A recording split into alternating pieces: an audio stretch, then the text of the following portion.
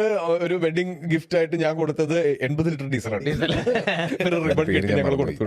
ഈ Tom Holland ഒരു movie ഉണ്ടല്ലോ, പ്ലേ സ്റ്റേഷനിലാണോ? സ്പൈഡർമാൻ അല്ല, ഒരു അഡ്വഞ്ചർ മൂവി ഉണ്ട് ടോം ഹോളണ്ട് മറ്റേ മൂവി. അത് ശരി. എന്ത് ഗെയിംസ് ആണോ നിങ്ങൾ? ഇവന്റെ ഒരു പ്രത്യേക ഒരു കഴിവുണ്ട് അസ്മിക. അതാണല്ലോ, അറിയാത്ത കാര്യം ഭയങ്കര കോൺഫിഡൻറ്റോടെ അത് ഇവ ലാസ്റ്റ് എപ്പിസോഡിൽ വിശ്വസിക്കുകയും ചെയ്യും. ഞാനിത് കേട്ട് വിശ്വസിക്കുകയും ചെയ്യും, കാരണം അത്രയും കോൺഫിഡൻസ് ഉണ്ട് ഇവരുടെ ഫേസിൽ. അത് പക്ഷെ പിടിക്കപ്പെടുന്ന ഒരു അടിപൊളിയാണ്. ഇപ്പൊ ലാസ്റ്റ് എപ്പിസോഡിൽ ഒരു ഡീസൽ വണ്ടിയിൽ പെട്രോൾ അടിച്ചു എന്ന് പറഞ്ഞാൽ നമ്മളെ ഇംപ്രസ് ചെയ്ത് കളഞ്ഞു. 3 മാസത്തിന് ശേഷമാണ് പക്ഷെ പിടിക്കപ്പെടുന്നത്. 3 മാസം കട്ട്സ് ഇറങ്ങാൻ തുടങ്ങി, ഇതുപോലെ കട്ട്സ് ഇറങ്ങി പോകാൻ തുടങ്ങി. ഡീസൽ വണ്ടി പെട്രോൾ. എനിക്ക് എന്റെ ഒരു G55 ഉണ്ടായിരുന്നു, ജി വാഗൺ മാർക്കിന്റെ.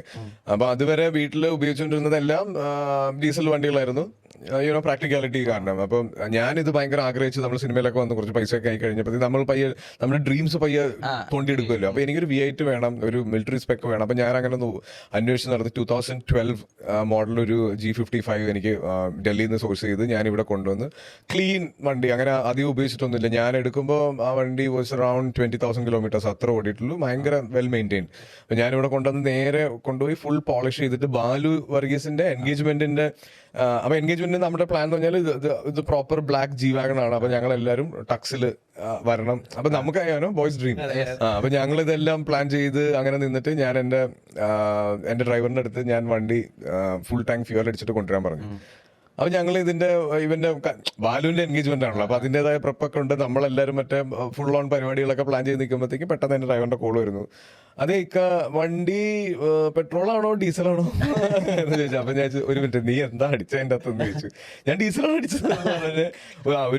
ഒരു പെട്രോൾ വണ്ടിയായ, അതായത് 80 ലിറ്റർ എന്തോണ് അതിന്റെ tank capacity. 80 litre full tank diesel അടിച്ച് അവൻ ഓടിച്ചു വരുന്ന വഴി വണ്ടി സ്റ്റക്കായി നിന്നു.